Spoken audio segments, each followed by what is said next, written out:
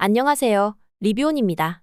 지금 거신 전하는 드라마가 이제 3, 4회를 지나면서 더 긴장감 넘치고 흥미진진한 이야기를 보여주었는데요. 특히 희주와 사원 두 사람의 관계가 큰 변화를 맞으면서 시청자들의 마음을 쥐락펴락한 것 같습니다. 오늘은 3, 4회에서 어떤 일이 벌어졌는지 잠시 살펴보고 5회에서 기대되는 장면을 한번 예상해 보겠습니다. 3회에서 사원은 희주와 협박범 사이에 뭔가 있는 게 아닐까 의심하기 시작했죠. 폭발 사고 후 집으로 돌아온 사원은 엉망진창인 모습으로 거실에 앉아 있었는데요. 희주를 보자마자 강한 태도로 내가 질문한다 며 희주의 수첩을 빼앗아 협박범에 대해 물었지만 희주는 끝까지 모른다고 했죠. 사원은 의심을 멈추지 않았습니다. 심지어 희주의 허벅지 점을 확인하려 했지만 끝내 망설이다 넘어갔는데요.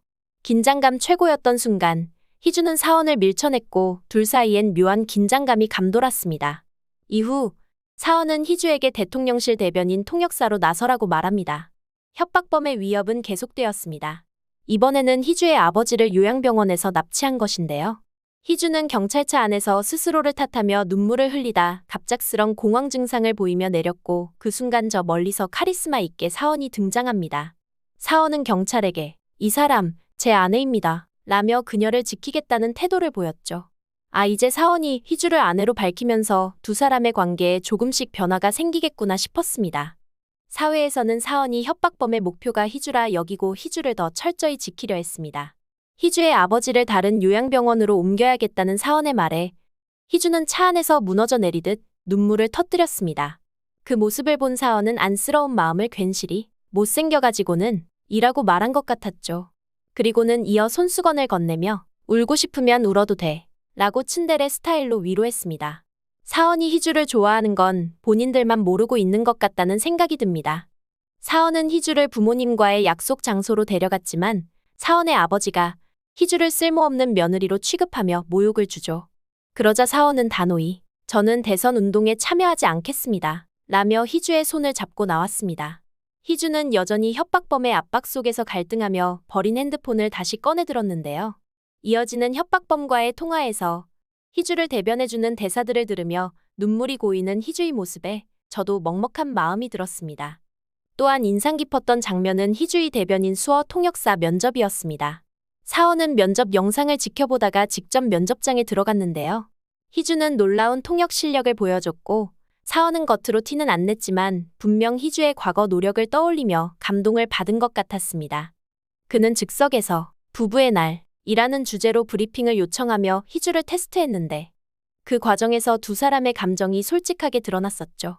저는 이 장면에서 두 사람이 마주보고 있는 모습, 사원이 진심을 말한 것 같은 이 장면, 또 하나의 가슴 먹먹해지는 장면이었습니다.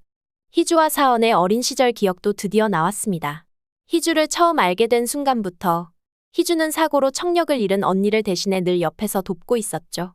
하지만 친엄마에게는 늘 뒷전이었고 희주는 언제나 언니가 우선인 환경이었습니다. 그 모습을 지켜보던 사원은 희주에게서 자신과 닮은 점을 발견했을 것 같습니다. 늘 주변의 요구를 맞추며 지내는 희주의 모습이 자신처럼 느껴지지 않았을까요? 예고편에서는 사원이 사고 현장에서 희주의 목소리를 듣고 충격을 받는 장면이 있었습니다. 사원은 블랙박스 영상에서 희주가 말을 하는 장면을 확인합니다. 제발 내려주세요. 라는 희주의 목소리가 울려 퍼지자 그는 화면을 멍하니 바라봅니다. 믿을 수 없다는 듯 몇 번이고 영상을 되돌려보며 혼란스러운 표정을 짓습니다. 희주가 말을 할 줄 알았다니. 그런데 왜 나한테는 숨긴 걸까? 사원은 희주가 자신을 속였다는 생각에 서운함을 느낄 텐데요. 난 너를 지키려 했는데 넌 나를 전혀 믿지 않았다는 뜻인가? 라는 생각이 떠오를 수 있겠죠. 배신감도 느껴지지만 왜 그랬는지 알 것 같아 희주가 얼마나 힘들었을지 상상하게 됩니다. 그동안 말을 못하는 척하면서 얼마나 외로웠을까. 희주를 생각하면 화가 나면서도 안타까운 마음이 복잡 미묘하게 들지 않을까요? 사고 현장에서 희주가 자신의 이름을 외쳤던 순간이 계속 떠오릅니다. 백사원. 그 목소리가 생생하게 맴도는 듯합니다. 사고를 막은 건 희주였지만 사원은 희주의 목소리를 듣고 더 큰 충격을 받았을지도 모릅니다. 그녀가 왜 자신의 이름을 불렀는지 그 마음이 무엇이었는지 생각하며 밤새 잠들지 못했을 수 있겠죠. 한편 희주는 협박범의 전화를 받고 손이 떨렸습니다. 언니야, 지금까지 잘했어. 근데 이번엔 더 잘해야 돼. 그놈을 제대로 협박하지 않으면 내 아버지부터 죽일 거야. 협박범의 목소리는 여전히 가벼웠지만 그 내용은 희주의 심장을 조였고 숨조차 쉬기 힘들게 했습니다. 희주는 한참 동안 전화를 들고 멍하니 있었습니다. 아버지가 위험해질지도 몰라. 이걸 막으려면 협박범 말을 들어야 해. 하지만 사원을 협박한다는 건 그녀에게 너무도 어려운 선택이지 않을까요? 그녀는 눈을 감고 속으로 생각할지 모릅니다.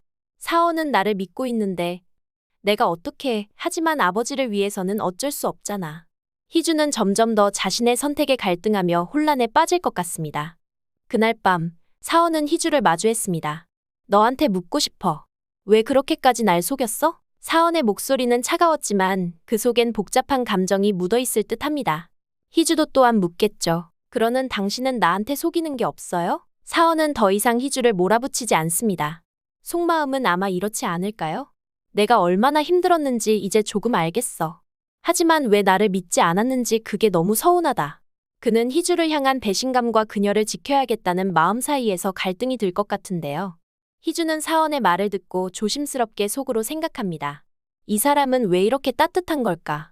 내가 속였다는 걸 알고도 나를 이해하려고 하잖아. 희주는 모든 걸 털어놓고 싶었지만 협박범의 위협이 머릿속을 떠나지 않았습니다. 두 사람은 서로에게 아무 말도 하지 않지만 서로를 바라보는 눈빛 속에서 작지만 분명한 진심을 느끼지 않을까요? 한편 희주는 청와대 수어 통역사로 첫 출근을 합니다. 그리고 첫 일정은 홍보 수석실 워크샵인데요.